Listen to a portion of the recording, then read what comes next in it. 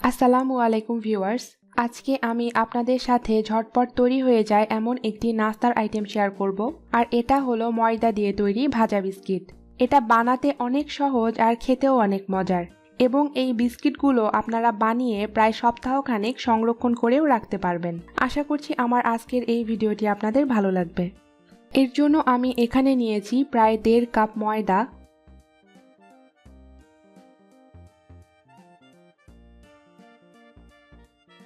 এখন এতে দিয়ে দিব 1/4 কাপ তেল,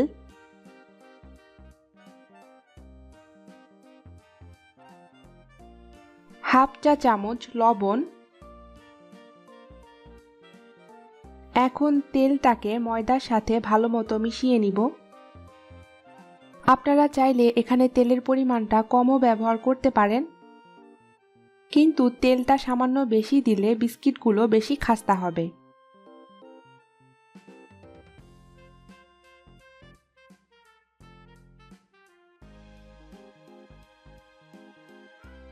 আমি তেল ও ময়দা ভালোমতো মিশিয়ে নিয়েছি। এখন এতে দিয়ে দিব প্রায় 2/3 কাপের মতো গুঁড়ো চিনি। চিনিটাকে আমি ব্লেন্ডারে গুঁড়ো করে তারপর ব্যবহার করেছি। চিনিটা আপনারা আপনাদের টেস্ট অনুযায়ী বাড়িয়ে বা কমিয়ে নিতে পারবেন।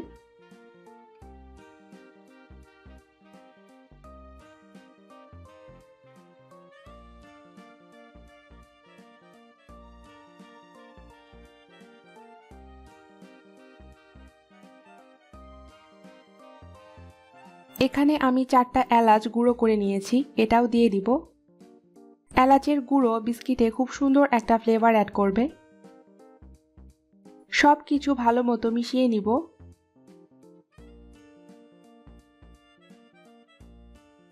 এরপর পরিমাণ মতো রুম টেম্পারেচারে থাকা পানি দিয়ে বেশ শক্ত একটা ডো তৈরি করে নিব।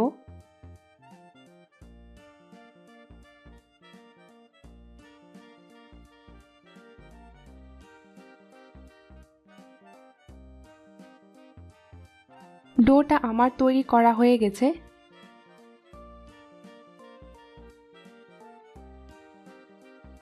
এরপর আমি এই বিস্কিটের ডো থেকে সামান্য ডো নিয়ে রুটি বেলে নিব।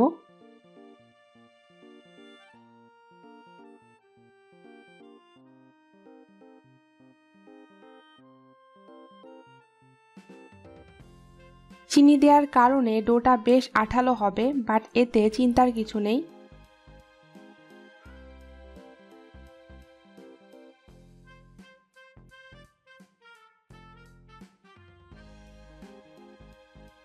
আমি মোটামুটি 1/2 ইঞ্চি পুরু করে রুটি বেলে নিয়েছি। রুটিটা বেলে নেওয়া হয়ে গেলে একটা ছুরির সাহায্যে চারিদিকে কেটে সমান করে নিব।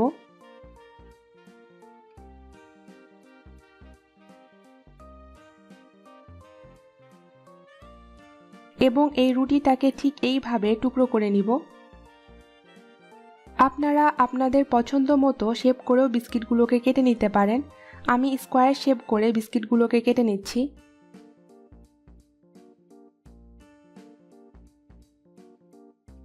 এবং এভাবেই আমি সবগুলো বানিয়ে নিব।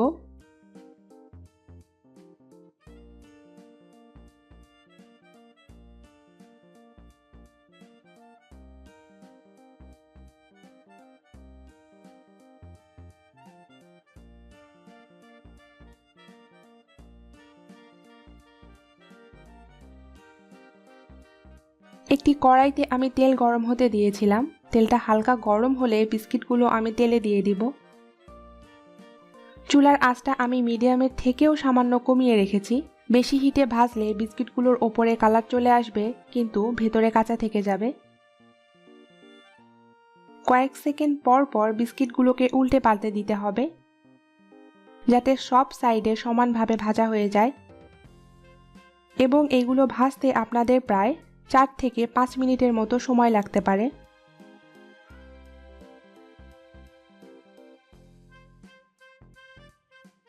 বিস্কিটগুলো আমি বাদামি করে ভেজে নিয়েছি। এখন এগুলো আমি তেল থেকে তুলে নিব।